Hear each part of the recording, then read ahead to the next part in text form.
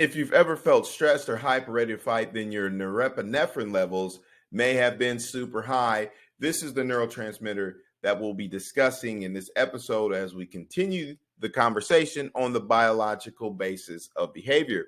Now, I don't know if you knew this or not, but norepinephrine is the same as adrenaline, so I may be using it interchangeably throughout this segment.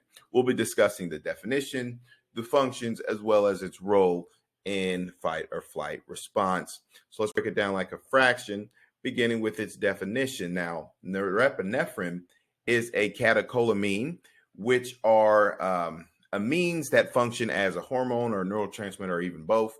Amines are compounds and functional groups that contain a basic nitrogen atom with a lone pair.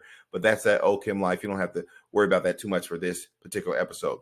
It is formed in the brainstem and the locus coeruleus. An easy way to remember that is Marcus Aurelius's locus coeruleus, and it operates throughout the entire body through the sympathetic nervous system, which prepares the body for stress responses, as well as the central nervous system, which is a system that we've been discussing in this whole series that contains the brain and the spinal cord. Now, as you can see, the healthcare team to the right, the doctor has its function, the nurses has their functions, the social worker has their functions.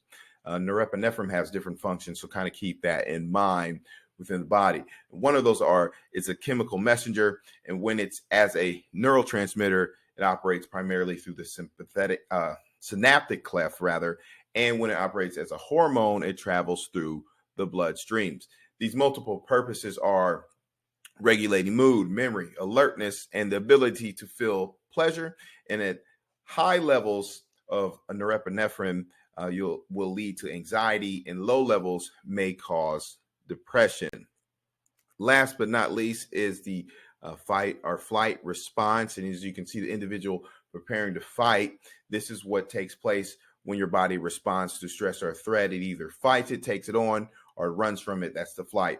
What happens is norepinephrine is released in the blood as a hormone by the adrenal gland to make one of these courses of actions to happen, but also gives us insight that norepinephrine primarily operates as an excitatory neurotransmitter, meaning that it's more likely to fire an action potential. All right, so let's recap and summarize everything. Norepinephrine or adrenaline can function as a neurotransmitter or hormone. It's formed in the brainstem and operates throughout the central nervous as well as the sympathetic nervous system. It has multiple functions as a chemical messenger that regulates mood, memory, and alertness. And it operates in the fight or flight, the body's response to stress.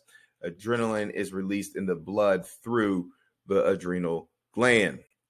We got our resources here. And thanks for listening. Be sure to follow at Skelton_Neural, Instagram, Twitter, TikTok. Subscribe to the Skelton Report. And go check out Udemy, where I have my e-courses on depression and motivation and all that good stuff. So that's all I got for now. I'll check you out on the next go around. Peace.